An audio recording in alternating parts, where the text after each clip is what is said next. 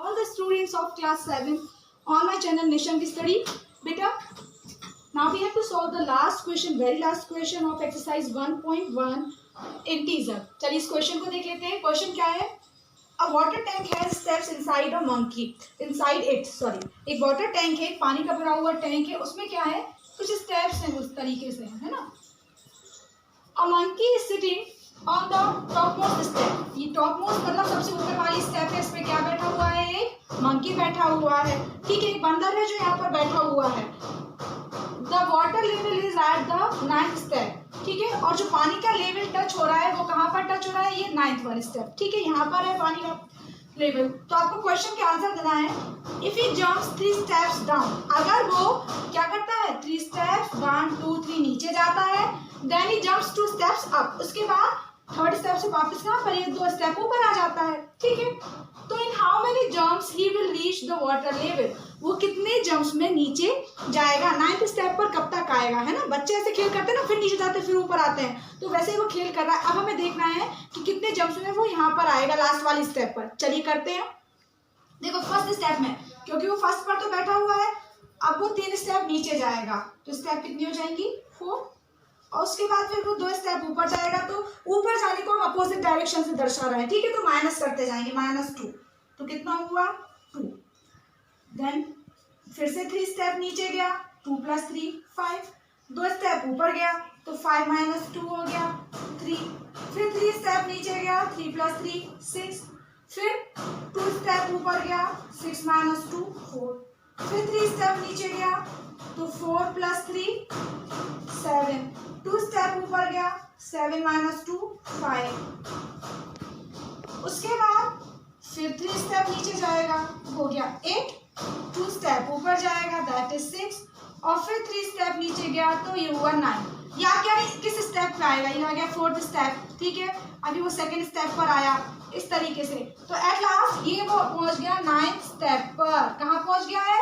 9th step पर. यही हमें चाहिए था. कितने बार उसने ये काम किया अपन देखते हैं. 1 2 3 4 5 6 7 8, ये वाला हो गया 9 10 और 11. तो आपका आंसर होगा इन 11 स्टेप्स, या इन हाउ मेनी जंप्स? तो इन 11 जंप्स. आपका आंसर होगा इन 11 जंप्स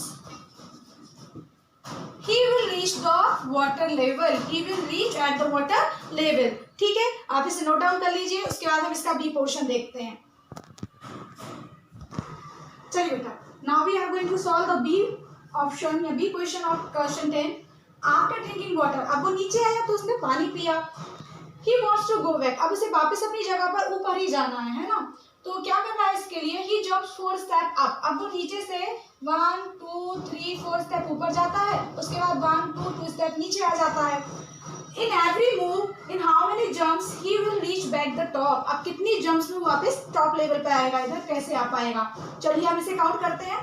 तो सबसे पहले क्योंकि अभी वो 9th स्टेप में है, अब ऊपर जाने वाली डायरेक्शन को हम, ठीक है, माइनस करेंगे. ऊपर वाली डायरेक्शन नेगेटिव लेंगे, तो 4 स्टेप ऊपर जा रहा है तो वो माइनस होगा. 2 स्टेप नीचे आ रहा है तो वो प्लस होगा. 9 - 4 क्या होगा? 5. अब 5 में +2 करना है, दैट इज 7. 7 - 4 फिर ऊपर जाएगा 3. 3 में फिर 2 स्टेप नीचे आ रहा है तो 5. 5 - 4 वो फिर ऊपर जा रहा है. अब वो कहाँ पहुंचा है? फर्स्ट स्टेप पे. ये है नंबर ऑफ स्टेप्स. ठीक है, कितने जंप्स में? ये हुई फर्स्ट जंप. काउंट करते हैं. First jump, second, third, fourth और फिफ्थ. तो आपका जो आंसर होगा वो 5 jumps. In how many jumps? 5 jumps. In 5 jumps he will reach back to the top step. He will reach back to the top step.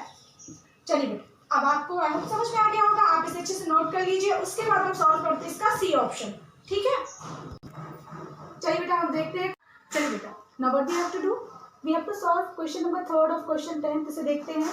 If the number of steps move down is represented by a negative number. अगर आप नीचे की तरफ जा रहे हो तो negative number से शो कर रहे हैं, तो स्वाभाविक सी बात है जब आप ऊपर जाएंगे तो पॉजिटिव नंबर से रिप्रेजेंट करेंगे।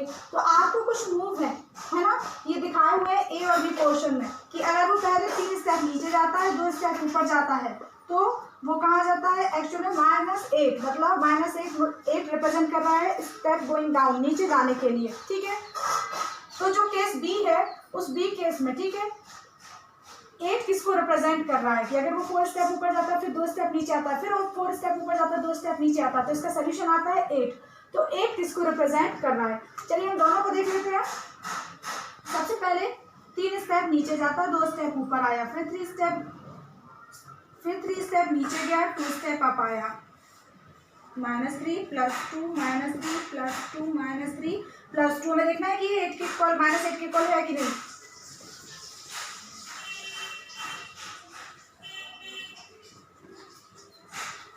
अब देखिए 1 2 3 4 5 6 7 8 3 24 -24 प्लस 1 2 3 4 5 6 7 8 8 2 16 और 24 -6 का मतलब होता है -8। इसका मतलब हो गया कि आपका जो राइट हैंड साइड है वो लेफ्ट हैंड साइड के कैसे है, इक्वल है।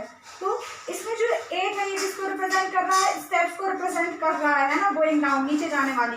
तो अब बी का आपको आंसर देखना है, तो हम देखते हैं 4 - 2 + 4 - 2 + 4 - 2। अगर -2 भी नहीं लिखो तो +4 ही रहेगा क्योंकि हमें 8 चाहिए। देखते हैं 4 4 8 + 4 12 12 - 4 इट इज 8। तो 8 = 8। इसका मतलब है ये भी क्या है, बिल्कुल सही है। तो 8 इज आवर आंसर। लेकिन 8 यहाँ किसको रिप्रेजेंट कर रहा है, क्योंकि ये पॉजिटिव इंटीजर है, ये रिप्रेजेंट कर रहा है टू मूव टुवर्ड्स अपसाइड। ठीक है, ऊपर स्टेप्स पर जाने के लिए ये क्या कर रहा है, रिप्रेजेंट कर रहा है। आप लिख देंगे टू मूव अपवर्ड डायरेक्शन या अपवर्ड स्टेप्स। ठीक है, इट इज योर आंसर। और बेटा अब आपकी एक्सरसाइज 1.1 जो है वो पूरी हो चुकी है। Thank you.